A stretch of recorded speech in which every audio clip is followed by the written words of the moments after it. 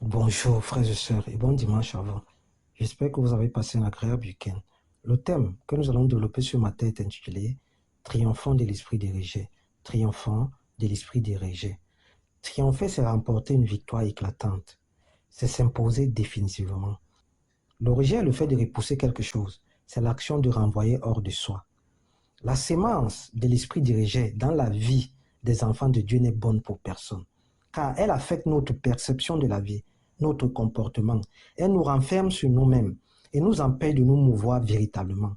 Elle représente une sorte de voile qui nous couvre et qui déclenche partout où nous allons le mépris et l'abandon.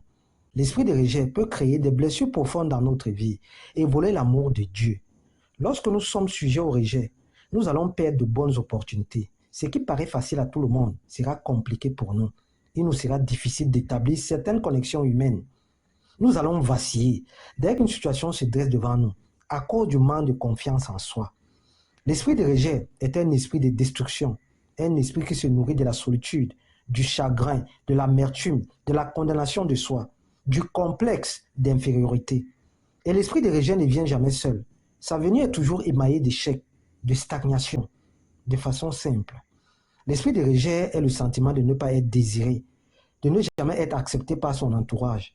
Cela peut naître d'un rejet individuel, soit de nos familles, soit de nos amis, des camarades de classe, soit à cause de la perte ou de l'abandon de nos parents, soit suite à de mauvaises expériences personnelles, soit à cause des époux spirituels, ou maris de nuit et femmes de nuit, ou alors ça peut être l'œuvre d'une alliance, d'un pacte contracté de façon consciente ou inconsciente. Frères et sœurs, le rejet portant la marque maléfique est une œuvre de la sorcellerie, car dans le monde occulte, il y a plusieurs entités jalouses et méchantes qui veilleront à ce que tout ce que nous touchons sur le plan physique s'abîme et que toute belle rencontre soit vouée au rejet. Nous serons bloqués, contrôlés, manipulés et notre vie va s'assombrir peu à peu. Le rejet nous détruit toujours de l'intérieur. Il nous isole et nous amène à nous apitoyer sur notre sort, à vivre dans la solitude et la dépression. Il nous empêche de voir la gloire de Dieu. Et la Bible décrit le rejet dans Ésaïe 54, le verset 6 en ces termes. Car l'Éternel te rappelle comme une femme délaissée au cœur attristé, comme une épouse de la jeunesse qui a été répudiée, dit ton Dieu.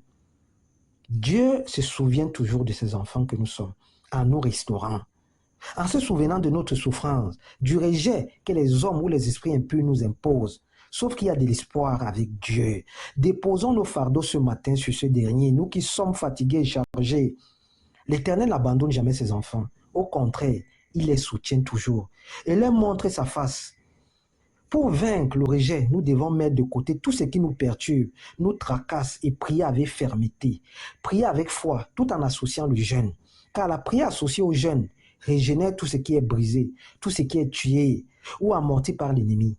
Nous devons prier comme Esther qui déclarait « Si je dois périr, je périrai ». La conviction et la détermination étaient du côté d'Esther.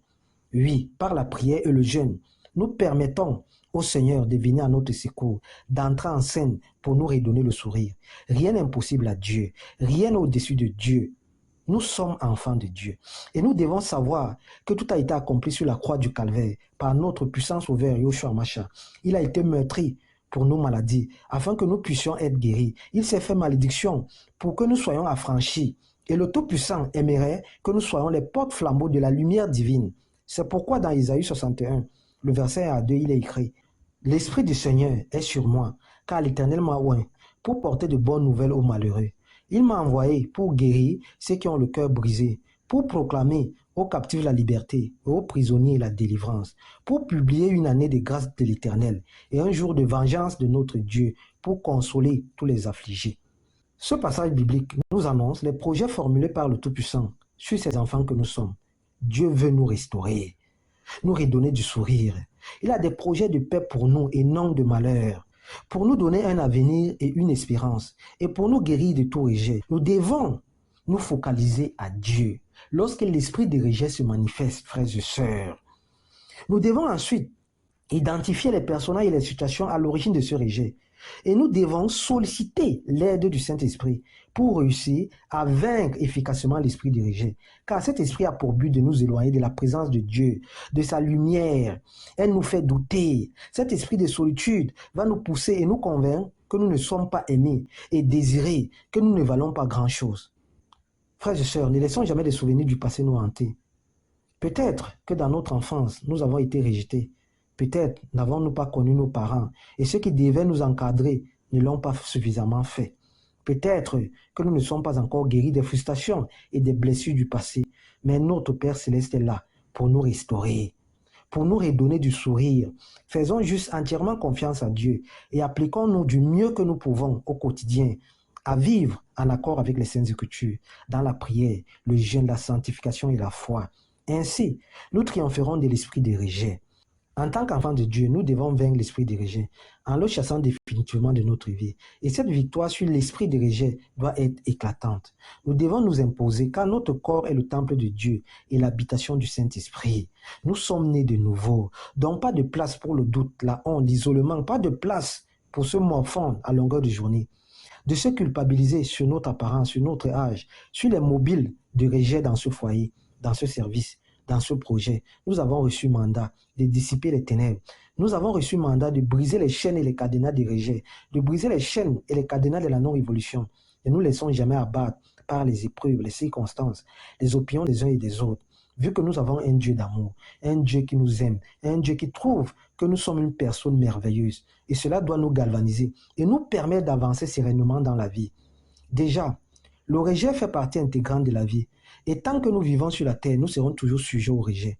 Qui de nous ne s'est jamais senti abusé, méprisé, rabaissé? Nous ne pouvons pas plaire à tout le monde ou être acceptés par tout le monde. La vie est ainsi faite. Toutefois, relevons que les causes du rejet sont d'une part physique et d'autre part spirituelle. Car il y a un type de rejet qui est l'apanage du diable, qui est l'émanation de l'adversaire. Et ce type de rejet ne peut être surmonté que par un temps de jeûne et de prière. Mais dans toutes ces choses, nous, enfants de Dieu, sommes plus que vainqueurs, car avec Dieu, il n'existe aucune frustration définitive, aucune douleur éternelle, aucun passé sombre que le Seigneur ne veut et ne peut guérir. D'ailleurs, Jérémie 31, le verset 3 à 4 déclare « Je t'ai aimé d'un amour éternel. C'est pourquoi je t'attire avec bonté. Je te bâtirai encore et tu seras bâti. » Telle est la promesse de Dieu à notre endroit. Le Tout-Puissant a tout prévu pour que chacun de nous soit une personne merveilleuse, une personne qui reflète la joie de vivre, une personne équilibrée. Bon dimanche et bon début de semaine. C'est ce thème qu'on va développer ce matin.